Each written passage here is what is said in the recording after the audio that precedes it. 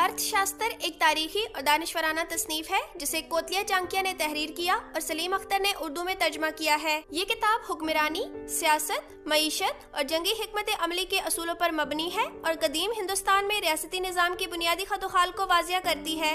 चांकिया, जो मौर्य सल्तनत के अजीम मशीर और माहिर सियासत थे, ने इस किताब में एक मजबूत और मुस्तहकम हुकूमत के क़याम के लिए रहनुमा असूल पेश किए हैं। किताब में रियासती उमूर, हुक्मरान की खसूसियात, सिफारतकारी, टैक्स के निज़ाम, खुफिया इत्तलात, कानूनो इंसाफ और मईशत के इंतजाम पर गहराई से रोशनी डाली गई है। चांकिया ने वजाहत की है कि एक कामयाब हुक्मरान को कैसे अपनी रियासत की दाखिली और खारजी पॉलिसियों को मुतवाजन रखना चाहिए।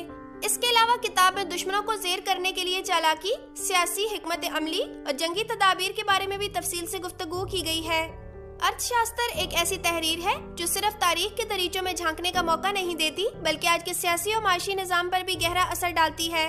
ये किताब खास तौर पर उन अफराद के लिए निहायत अहम है जो सियासत, हुक्मरानी, मईशत या सिफारतकारी में दिलचस्पी रखते हैं और एक मौसर हिकमत अमली बनाने के ख्वाहां हैं।